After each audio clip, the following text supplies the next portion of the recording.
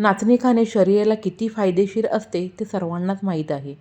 परंतु हव्या त्या प्रमाणामध्ये अजिबात नाचणी ही खाल्ली जात नाही. म्हणूनच आज आपण वर्षभर टिकणारे खुसखुशीत असे अगदी सोप्या पद्धतीने नाचणीचे पापड करणार आहोत. तर आज आपण हे नाचणीचे पापड खिशी न घेता, एकही थेंब तेलाचा वापर न करता नाचणीचे मोड काढून त्याचं नाचणी सत्व कसं तयार करावं ना, अशा भरपूर साऱ्या प्रश्नांची उत्तरे तुम्हाला हा व्हिडिओ संपूर्ण पाहिल्यानंतर नक्कीच मिळतील. चला तर वेळ न घालवता रेसिपीला सुरुवात करूयात. तर सर्वात प्रथम 1 किलो नाचणी पातेल्यामध्ये घालून घेऊयात. मी पॅकिंगचीच नाचणी घेतल्यामुळे अजिबात त्यामध्ये घाण नाही. तुम्ही लूज नाचणी घेतली असेल ना, तर एकदा ती स्वच्छ करून घ्यावी. आता स्वच्छ पाण्याने 2 वेळा आपण ही नाचणी धुवून घेणार आहोत, जेणेकरून नाचणीला काही पावडर वगैरे लावलेली असेल ना, ती देखील पूर्णपणे निघून जाईल. तर आज मी तुम्हाला जे नाचणीच्या पापडाचं पीठ दाखवणार आहे ना, ते आरामात हवाबंद डब्यामध्ये भरून ठेवलं ना, तर 2 महिने टिकले जाते. अजिबात खराब देखील होत नाही. म्हणूनच आपण जे आता प्रीमिक्स तयार करत आहोत ना, त्याचे एकदाच पापड न करता थोडंसं प्रीमिक्स घेऊन तुम्ही पापड तयार करून घेऊ शकता. त्यामुळे पापड करायला कंटाळा देखील अजिबात येणार नाही. 2 वेळा नाचणी स्वच्छ पाण्याने धुवून घेतल्यानंतर आता आपण रात्रभर म्हणजे 24 तास ही नाचणी भिजवून घेणार आहोत. तर रात्री 8 वाजता मी ही नाचणी भिजायला ठेवलेली होती. सकाळी 8 वाजता बरोबर मी आता ही नाचणी पाण्यातून उपसून घेणार आहे. 24 तास नाचणी भिजवून झाल्यानंतर पहा, वरती फेस आलेला दिसत आहे. म्हणूनच 2 वेळा स्वच्छ पाण्याने पुन्हा एकदा नाचणी धुवून घेऊन अशा प्रकारे मी चाळणीमध्ये घालून फक्त 5 मिनिटं त्यातील पूर्ण पाणी निथळून घेतले. नाचणीतील पाणी पूर्णपणे निथळल्यानंतर अशा प्रकारे एका कॉटनच्या कपड्यामध्ये नाचणी घालून घेऊन आता मी दाखवले त्याप्रमाणे पुरचंडी बांधून घेऊयात. तर अशा प्रकारे पुरचंडी का बांधावी? कारण की नाचणीला व्यवस्थित मोड येण्यासाठी. आता ही नाचणीची पुरचंडी अशा प्रकारे एका पातेल्यामध्ये ठेवून घेऊयात. आता पातेल्यावरती झाकण ठेवताना संपूर्ण झाकून न ठेवता थोडीशी अशा प्रकारे जागा ठेवावी. चला तर नाचणीला मोड आणण्यासाठी 24 तास आपण एखाद्या उबदार जागेत हे पातेलं ठेवून घेऊयात. 24 तासानंतर ह्या ठिकाणी पाहता मी पुरचंडी सोडून घेते. नाचणीला किती छानपैकी मोड आलेले दिसत आहेत ना. नाचणीला एका दिवसापेक्षा जास्त मोड आणण्यासाठी ठेवलं तर नाचणी हलकीशी आंबट तर होते आणि ती कुजली देखील जाते. त्यामुळे 24 तासापेक्षा जास्त अजिबात नाचणी मोड काढायला ठेवू नये. हलकेसे मोड कमी आले तरी चालतील. आता ही मोड आलेली नाचणी एखाद्या कॉटनच्या बेडशीटवरती अशा प्रकारे छान पातळसर पसरून घेऊयात. अजिबात ही नाचणी उन्हामध्ये सुकवायची नाही. घरामध्ये पंख्याखाली छान सुकवून घ्यावी. कमीत कमी 1 ते 2 तास ही नाचणी सुकवून घ्यावी. त्यापेक्षा जास्त वेळ देखील नाचणी सुकवू नये. म्हणूनच नाचणी लगेच सुकण्यासाठी छान पातळसर अशी बेडशीटवरती पसरून घ्यावी. कडकडीत उन्हामध्ये नाचणी सुकवून घेतली ना, तर हवे तसे खुसखुशीत पापड होणार नाही, म्हणजेच पूर्णपणे पापड फसले जातील. चॅनलवरती नवीनच असाल तर सबस्क्राईब करायला विसरू नका आणि रेसिपी जरा तरी आवडली ना, तर नक्की लाईक करा आणि जास्तीत जास्त शेअर करा. मी दाखवलेल्या पद्धतीने एकदा नाचणीचे पापड केले ना, तर 9 शिके देखील अजिबात फसणार नाही. अगदी परफेक्ट अशी रेसिपी आहे आणि ह्या पापडाचा आज आपण प्रीमिक्स देखील करून दाखवणार असल्यामुळे तुम्ही हवं तेव्हा थोडं प्रीमिक्स घेऊन त्याचे पापड तयार करू शकता. 2 तासानंतर ह्या ठिकाणी पहा, हाताला अजिबात नाचणी चिकटत देखील नाही. चला तर आता आपण ही मोड आलेली नाचणी गिरणीतून बारीक अशी दळून आणूयात. नेहमी ज्वारीच्या भाकरी करण्यासाठी ज्याप्रमाणे ज्वारी दळून आणतो ना, त्याप्रमाणेच नाचणी देखील दळून आणावी. तर हे नाचणीचे पापड करायला वेळ लागत असला तरी देखील खायला खूप सुंदर असे लागतात. गिरणीतून नाचणी दळून आणल्यानंतर एका कॉटनच्या ओढणीवरती थोडंसं पीठ घालून अशा प्रकारे संपूर्ण नाचणीचं पीठ चाळून घेतलेलं आहे. काही तांत्रिक कारणामुळे नाचणीचं पीठ चाळताना कॅमेऱ्यामध्ये कॅप्चर झालेलं नाही, याची कृपया सर्वांनी नोंद घ्यावी. पोह्याच्या चमच्याने 1/2 चमचा मीठ. कोणतेही उन्हाळी वाळवण्याचे पदार्थ करताना त्यामध्ये चवीपेक्षा थोडंसं मीठ कमी घालावं, कारण की तो पदार्थ सुकल्यानंतर हलकासा खारट होऊ शकतो. पापड खुसखुशीत होण्यासाठी पोह्याच्या चमच्याने 1-1.5 चमचा पापड खार. दीड चमचा जिरे, दीड चमचा तीळ, अर्धा चमचा हिंग घालून घेऊयात. हिंगामुळे पापडाला खूप छान टेस्ट येते.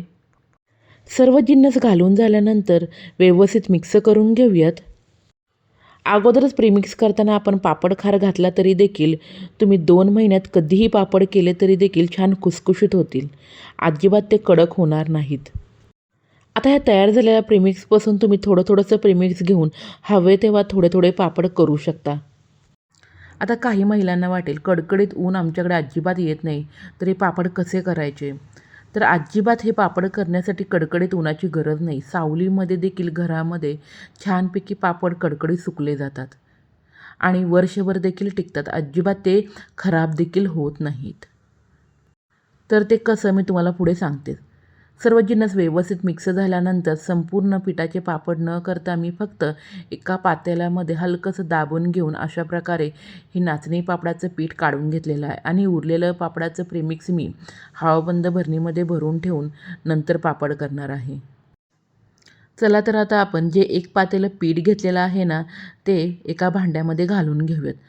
आता पापड करायला पाणी किती घ्यायचं?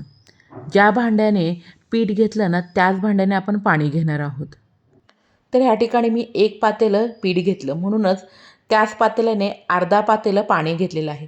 तुम्ही ज्या भांड्याने पीठ घेतलं ना, त्या भांड्याने अर्धा भांडं पाणी घ्यावं.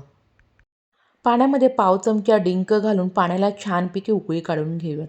आता तुम्ही म्हणाल डिंक कशाला? मी सुरुवातीला तुम्हाला सांगितलेलंच होतं, आज आपण एकही थेंब तेलाचा वापर न करता हे नाचणीचे पापड करणार आहोत.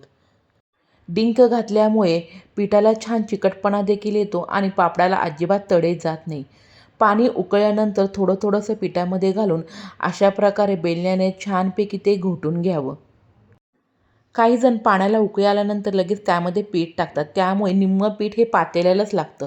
परंतु अशा प्रकारे पिठाची उकड काढली ना, तर अजिबात पीठ वाया देखील जात नाही आणि महत्त्वाचं म्हणजे भांड्याला लागत देखील नाही. नाचणीच्या क्वालिटीनुसार अर्ध्यापेक्षा कधी जास्त किंवा कमी पाणी लागू शकते. म्हणूनच जे आपण डिंकाचं पाणी केलेलं आहे ना, ते पिठाचा अंदाज घेतच थोडं घालावं. त्यामुळे पिठाचा अंदाज देखील येईल आणि पीठ देखील व्यवस्थित मळलं जाईल. पीठ छान घोटून झाल्यानंतर त्यावरती आपण एक 10 ते 12 मिनिटांसाठी झाकण ठेवून घेऊयात. कारण की उकळतं पाणी घातल्यामुळे अजून हे पीठ हलकंसं गरमच आहे. हाताला सोसवेल इतपत थंड झाल्यानंतरच आपण हे पीठ छान एकसारखं असं मळून घेणार आहोत. 15 मिनिटांनंतर हाताला सोसवेल इतपत पीठ देखील थंड झालेलं आहे. चला तर एकसारखं पीठ व्यवस्थित मळून घेऊन नंतर त्याचे छोटेसे आपण गोळे तयार करून घेऊयात. आता तुम्हाला वाटलं असेल, छोटे पापड करण्यासाठी एवढे मोठे रोल कशाला करतायत? तर ते तुम्हाला पुढे जाऊन कळेलच. चला तर सर्व पिठाच्या आपण अशा प्रकारे रोल करून घेऊयात. तर ह्या ठिकाणी मी घेतलेल्या प्रीमिक्सपासून 4 रोल तयार झालेले आहेत. चला तर आता आपण ज्याप्रमाणे मोदक वाफवून घेतो ना, त्याप्रमाणे हे रोल जवळपास 20 ते 25 मिनिटं अशा प्रकारे वाफवून घेऊयात. रोल वाफवून घेतल्यामुळे पीठ देखील व्यवस्थित शिजलं जातं आणि त्यामुळे पापड हा सुकल्यानंतर अजिबात क्रॅक देखील होत नाही. मध्यम आचेवरती 25 मिनिटं ह्या ठिकाणी मी हे नाचणीच्या पापडाचे रोल वाफवून घेतलेले आहे. आता जेवढ्याचे पापड करायचे आहे ना, तेवढाच रोल बाजूला काढून उरलेल्या रोलवरती झाकण ठेवून घेऊयात. संपूर्ण रोलचे एकदाच पापड तयार करायला गेलोत ना, तर नंतर अजिबात हवे तसे पापड लाटता येत नाही. म्हणूनच एक रोल मी एका ताटामध्ये काढून नंतर पावभाजीच्या मॅशरने अशा प्रकारे मॅश करून घेते. रोल गरम असल्यामुळे लगेच तो हाताने मळून घेऊ नका, नाहीतर हाताला चटके देखील खूप लागू शकतात. हलकासा रोल थंड झाल्यानंतर थोडंसं पाणी लावून आपण हा रोल नेहमीप्रमाणे चपातीला ज्याप्रमाणे पीठ मळतो ना, त्याप्रमाणे मळून घेऊयात. जे वाटीत पाणी घेतलेलं आहे ना, त्यामध्ये मी थोडासा डिंक देखील घातलेला आहे. डिंकामुळे अजिबात पीठ देखील हाताला चिकटत नाही आणि पापड लाटताना ते छान लाटले देखील जातात. म्हणजेच डिंकामुळे पापडाला खूप छान चिकटपणा येतो. पीठ मऊसूद असं मळून झाल्यानंतर पापडाचा आकार कितपत लहान किंवा मोठा करायचा आहे ना, त्यानुसार छोटेसे गोळे तयार करून घेऊयात. डिंक घातल्यामुळे पापडाच्या पिठाला किती छान चिकटपणा आलेला आहे. जे उरलेले 3 रोल आहेत ना त्यावरती मी झाकण ठेवून घेतलेलं आहे, त्यामुळे अजिबात रोल हे कडक होत नाहीत. आता हे नाचणीचे पापड करण्याची प्रोसेस खूप मोठी असली तरी देखील हे पापड खाण्यासाठी खूप छान लागतात. आणि मी सांगितल्याप्रमाणे प्रीमिक्स तयार करून ठेवलं ना तर हवं तेव्हा तुम्ही थोडे थोडे पापड त्यापासून करू शकता. पिठाचे गोळे तयार करून घेतल्यानंतर आता पापड मशीनमध्ये आपण एक एक करून पापड करून घेऊयात.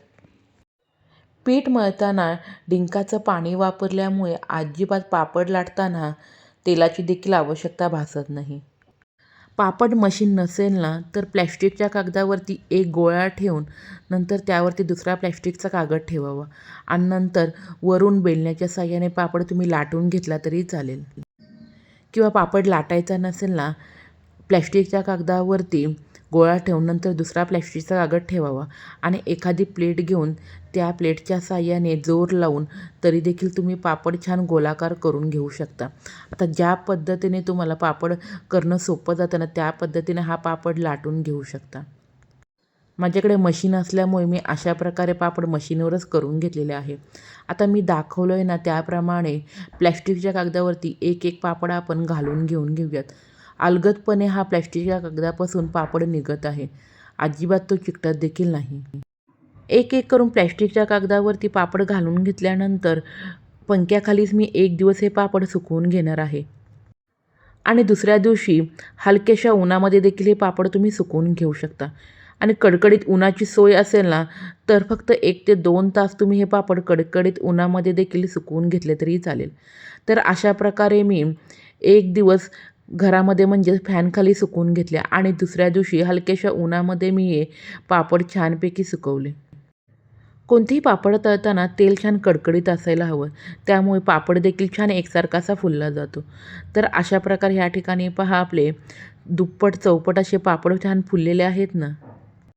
तर तुम्ही देखील मी दाखवलेल्या पद्धतीने एकदा नक्की हे पापड करून पहा आणि कसे झालं ते मला कमेंट बॉक्समध्ये सांगायला अजिबात विसरू नका. नेहमीप्रमाणे रेसिपी आवडली असेल तर नक्की लाईक करा, जास्तीत जास्त शेअर करा. अशा नवनवीन रेसिपी पाहण्यासाठी चॅनेलला सबस्क्राईब करा, बेलची घंटी वाजवायला अजिबात विसरू नका. आणि पापड करताना काही तुम्हाला प्रश्न उद्भवले असतील तर मला कमेंट बॉक्समध्ये नक्की सांगा, त्या प्रश्नांची मी जरूर उत्तरं देईल.